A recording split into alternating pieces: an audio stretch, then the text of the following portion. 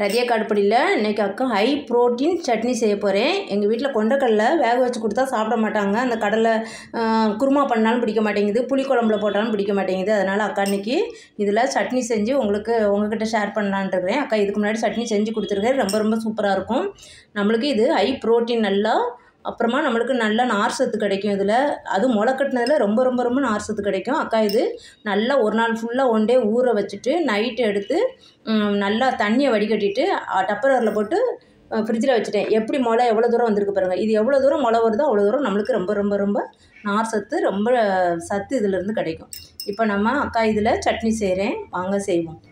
ரொம்ப ரொம்ப டேஸ்டியாகவும் இருக்கும். சுகர் பேஷண்ட்டுக்குலாம் ரொம்ப நல்லதுப்பா, அது எல்லாம் உங்களுக்கே தெரியும். இப்போ இதில் சட்னி அக்கா எப்படி பண்ணுறேன்னு பார்ப்போம். கொண்டக்கடலை சட்னிக்கு என்னெல்லாம் தேவைன்னு பாருங்கள். ஒரு மீடியம் சைஸ் தக்காளி 2ஆக கட் பண்ணி வச்சுருக்கேன். ஒரு மீடியம் சைஸ் பெரிய வெங்காயம் நைஸாக கட் பண்ணி வச்சுருக்கிறேன். உங்கள் காரத்துக்கு ஏற்ற மாதிரி போட்டுக்கோங்க. குழந்தைங்களுக்குனா இதில் ஒரு 2 காஞ்ச மிளகா கம்மி பண்ணிக்கோங்க. இந்த சட்னி வந்து சப்பாத்தி பூரிக்கு தான் ரொம்ப ரொம்ப சூப்பராக இருக்கும். அக்கா 5 காஞ்ச மிளகா வச்சுருக்கேன், 2 பல் பூண்டு, அந்த ஒரு கைப்பிடி அளவு முளை கட்டின கொண்டக்கடலை. இப்போ இதெல்லாம் நம்ம மிக்ஸி ஜாரில் சேர்த்துக்கலாம். இப்போ இதுக்கு ஒரு 1/2 ஸ்பூன் கல் உப்பு போடுறோம். இப்போயே போட்டு அரைச்சிக்கலாம். இதுக்கு வந்து ரொம்ப நைஸாக அரைக்க தேவையில்லை, கொஞ்சம் குறப்பாக அரைச்சி எடுத்துப்போம். தண்ணி விட்டே அரைங்கப்பா. இப்போ இப்படி ஒரு சுற்றுனதுக்கப்புறம் கொஞ்சமாக தண்ணி விட்டுக்கலாம். விட்டு கொஞ்சம் சட்னி பதத்துக்கு நம்ம அரைச்சிடுவோம். இப்போ ரொம்ப நைஸாக அரைக்காமல் இந்த பதம் அரைச்சா போதும். பார்த்தீங்களா, கொஞ்சம் குறப்பாக இருக்கு பாருங்கள். இப்போ நம்ம தாளிக்க ஆரம்பிப்போம்.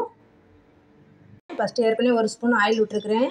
கொஞ்சமாக ஆயில் விட்டுக்கலாம். ஒரு 3 ஸ்பூன் போல் ஆயில் விட்டுக்கோங்க. நல்லெண்ணெய், எண்ணெய்னாலும் விட்டுக்கோங்க. கடலெண்ணெய், ரீபண்ட் ஆயில் எது வேணால் நம்ம தாளிக்க யூஸ் பண்ணிக்கலாம்.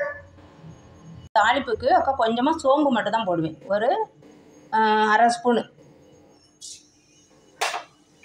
அடுப்பு ஆஃப் பண்ணிடுங்க, சோம்பு கரிஞ்சிடாமப்பா. நல்லா எண்ணெய் காஞ்சிடுச்சு, அக்கா அடுப்பு ஆஃப் பண்ணிட்டேன். கொஞ்சமாக கறிவேப்பிலை போட்டுக்கலாம். சட்னி பேஸ்ட்டை போட்டுருவோம்.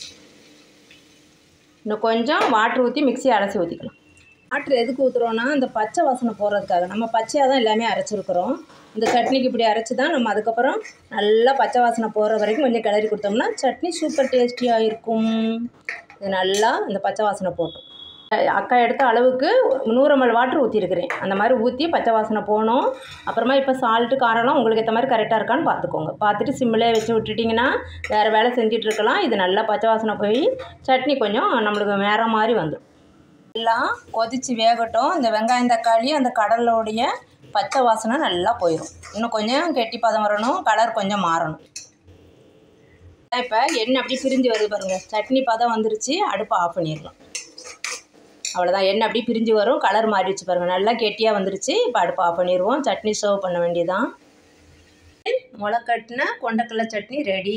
ரதியா அடுப்படியில் இது 26 வெரைட்டி ஆஃப் சட்னி 26. நீங்கள் அக்கா அடுப்படியில் போய் எல்லா சட்னியுமே செஞ்சு டேஸ்ட்டு பார்த்துட்டு அக்கா கமெண்டில் சொல்லுங்கள் எப்படி இருக்குன்னு சொல்லி. தேங்க்யூ. ஹை ப்ரோட்டீன்ப்பா, ரொம்ப ரொம்ப சத்து.